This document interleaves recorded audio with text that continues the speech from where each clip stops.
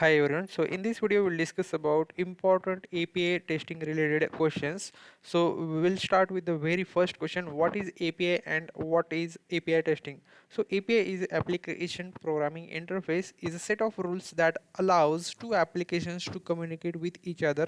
So API testing is a type of software testing in which we test application programming interface to verify that they are working correctly, returning the expected response and meeting the business requirements without using the UI. It focuses on testing the request, response, status codes, data and performance of the API. Then what is the second question is what are the types of APIs? So basically types of APIs based on the access, these are the actual API types: public API, private API, partner API, composite API. And types of APIs based on the architecture or protocol, so those are REST APIs, SOAP API, GraphQL API, RPC API. So what is a REST API? REST is a representational state transfer API, is a type of web API that follows a REST architecture and uses HTTP methods like GET, POST, PUT, DELETE to perform operations between client and server. It is lightweight, fast, and mostly uses JSON format for sending and receiving data. What is SOAP API? SOAP API, Simple Object Access Protocol, is a protocol used to exchange data between applications using XML format over a network. It is more secure and strict than a REST and is commonly used in banking, payments, and enterprise applications. Then difference between REST and SOAP. So REST API and SOAP API, and these are the features. So full form is representational state transfer simple object access protocol. So type is REST API is architecture, SOAP API is a protocol. Data format of the REST API is JSON XML text, and for SOAP API is XML only. So speed for the REST API is fast and lightweight. For SOAP API it's slower and heavy. Security for REST API is less secure compared to SOAP. So SOAP API is more secure. Protocol support HTTP only for REST API, and here HTTP, SMTP, TCP. These are the supports for SOAP APIs. Ease of use, easy to use. REST API is easy to use, and SOAP API is complex to use. Usage of the REST API is for web applications as well as for mobile applications. So SOAP API is used for banking and enterprise applications only. Then structure for REST API is flexible. Structure for SOAP API is strict rules. It uses visual files. Performance is high for REST API and for lower than REST for the SOAP API. So the next question is what are the HTTP methods? HTTP methods are the actions used in API requests to tell the server that operations to perform on the data. They are mainly used in the REST APIs to perform CRUD operations. So these are create, read, update, delete. So these are the HTTP methods, and these are the operations that we perform, CRUD operations. What is get, post, put, patch, delete? So get, post, put, delete and patch, these are the HTTP methods used in APIs to perform actions such as fetching, creating, updating and deleting data from the server. So here we have written get method. These are the methods. These are the usage, and these are the examples. So get method, it will get the data and get the user.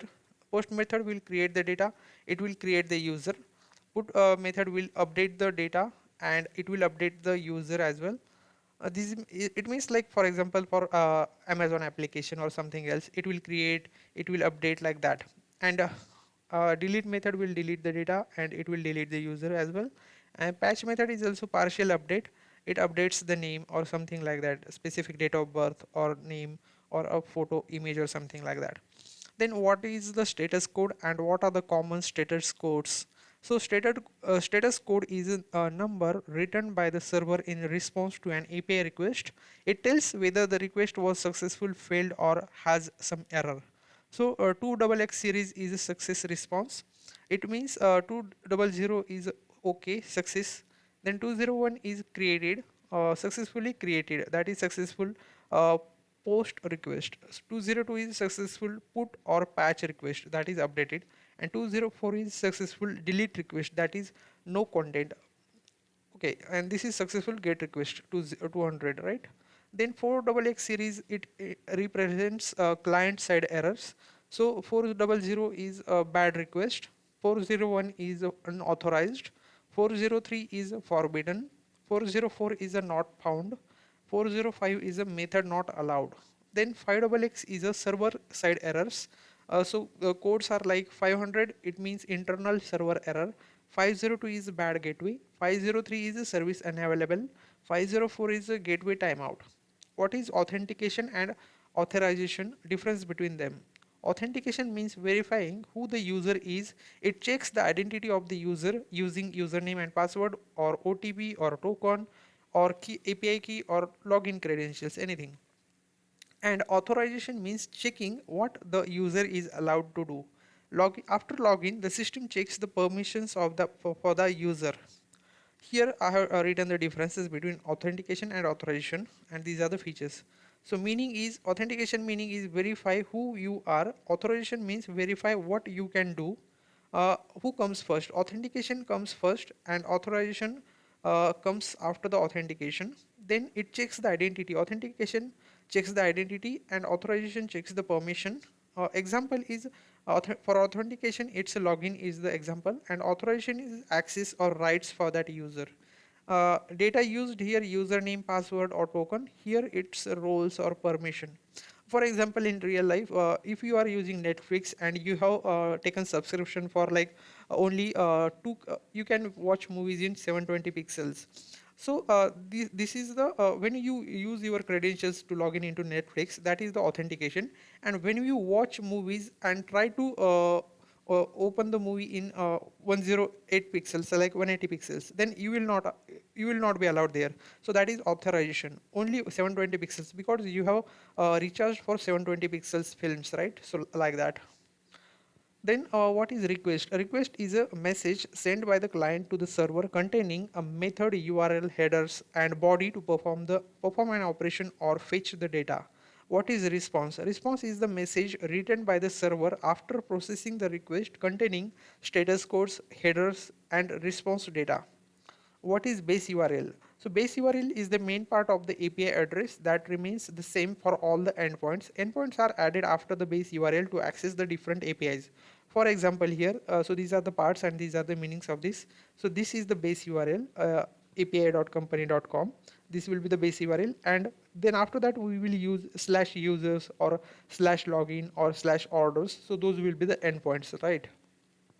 So what is endpoint? An endpoint is the URL of an API where the request is sent to access a specific resource. It is the point where client communicates with server. So as I explained earlier, these are the endpoints slash users. So it will open the users page and we can check all the users. Then if we use slash login after this base URL, so this is the endpoint and it will open the login page where we have to add the credentials to log in into the page, like that. So it will open the specific URL, specific page of the application. What is payload? Payload is it is the data sent in the body of a request or response in an API. It contains the actual information that we want to send to the server or receive from the server. Important definitions like header, then environment, then token, then variables, path parameter, request. These are the simple definitions that we will cover in this question. So header is a part of the HTTP request or response that contains additional information about the request or response. So headers are like authorization, send or token. So this will be the use here. Content type, it will be the data format. Accept, this is the response format. User agent is the client information. Cache control is the cache settings. So these are the headers and the use of the headers here. Then token is a unique authentication key sent with API request to verify the user and allow secure access to the server. So for example, these are the token types: bearer token, JWT token, access token, refresh token, API token. Environment is it is a setup where APIs are executed with a different configuration like dev, test, staging, production. So these are the different environments that we create in APIs, so that in each environment we can create different variables and we can use variables for our easy to use purpose. Like we can it will be very easy to run the queries and check the results. So variables it is a named value API used in API request to store the reusable data like base URL, tokens or IDs, and we can use different variables in we can use the same variable name in the different environments to avoid the confusion. Then a path parameter is a parameter that is part of the URL path and used to identify a specific resource. For example, yeah, slash uses slash 10. So this is the path parameter. Then query parameter is a key value pair after added after question mark in the URL to send extra information to the server.